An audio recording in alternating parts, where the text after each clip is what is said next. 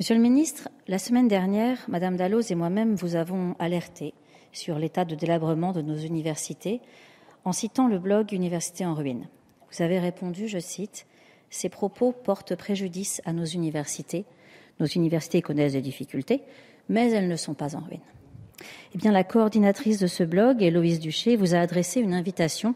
Je vous la livre telle quelle, ce sont ces mots. Monsieur le secrétaire d'État Thierry Mandon, chargé de l'enseignement supérieur et de la recherche. Le budget de la recherche est un marronnier.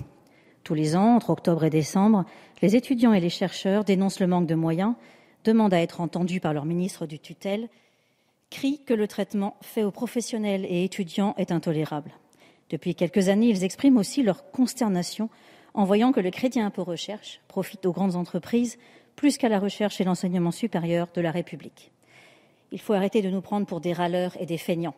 Les chercheurs aiment leur métier, beaucoup ne font pas pour les salaires de misère ou les contrats précaires qui leur sont proposés. Ils ont conscience de servir leur pays en développant des analyses et des innovations utiles à toute la société. Ils savent qu'ils forment les générations futures pour qu'elles améliorent le bien commun. Ils sont fiers de ce qu'ils font et vu leurs conditions de travail, ils peuvent l'être. Hier, la semaine dernière donc, vous avez affirmé « les universités ne tombent pas en ruine », certainement en référence au blog que nous avons initié avec Science en Marche l'année dernière, universitéenruine.tumblr.com. J'ai eu les larmes aux yeux devant tant de mépris. J'ai arrêté d'alimenter ce blog par manque de temps, mais aussi parce que toute cette souffrance des usagers devenait difficile à supporter. Êtes-vous allé le voir avant d'affirmer que nous mentons ? Avez-vous lu les nombreux témoignages de ras-le-bol, de colère et d'impuissance qu'il a suscités ? Ou alors vous avez mis en place en secret un plan national de rénovation des universités. Il y a en France de magnifiques bâtiments universitaires récents. Ils tomberont sûrement en ruine assez vite, vu la qualité de construction en partenariat public-privé, mais c'est un autre débat. Ce sont certainement ces laboratoires, unités de formation et de recherche ou autres pôles d'excellence auxquels vous faites allusion. Formidable. Grand bien face à ces chercheurs et étudiants d'élite privilégiés pour d'obscures raisons. Pendant ce temps, l'université de monsieur et madame tout-le-monde crève de votre insolent dédain. Cette université, c'est la mienne, celle que j'aime, qui fait des petits miracles chaque jour dans l'indifférence la plus totale, avec 3 bouts de ficelle et un morceau de carton. J'ai la chance de bénéficier d'un des très rares contrats doctoraux qui sont alloués chaque année aux doctorants. Je laisse donc à de plus concernés le soin de vous montrer l'étendue de la précarité et de la souffrance des jeunes chercheurs. J'ai commencé cette année une mission d'enseignement.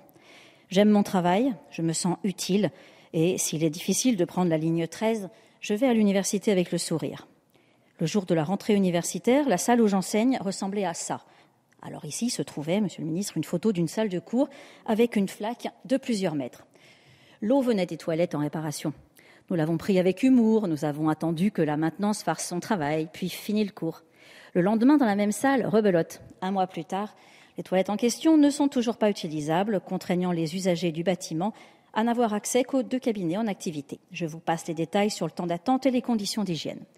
Cette salle, comme toutes les autres, ne possède aucun matériel audio, vidéo ou informatique. Il serait de toute façon inutile puisqu'il n'y a pas de store ou de rideau.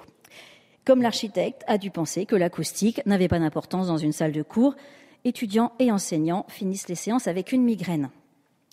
Monsieur le secrétaire d'État, je vous invite à passer une journée avec moi dans l'université que j'aime, où je fais un métier passionnant. Vous verrez à quel point nous méritons reconnaissance, considération et respect.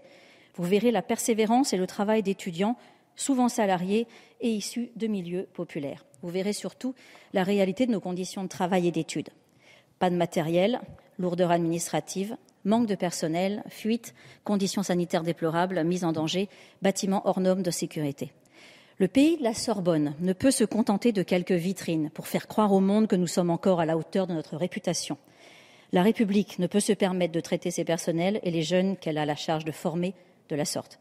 Un secrétaire d'État ne peut faire preuve de tant d'irrespect, balayer d'un arrogant revers de manche des réclamations légitimes.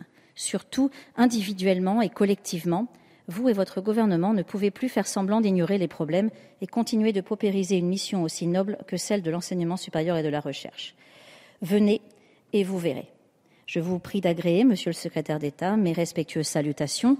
Héloïse Duché, doctorante chargée de cours dans une université parisienne.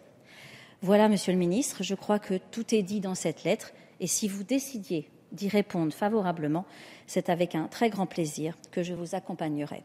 pour l'instant, le groupe écologiste s'abstient sur ce budget. Merci.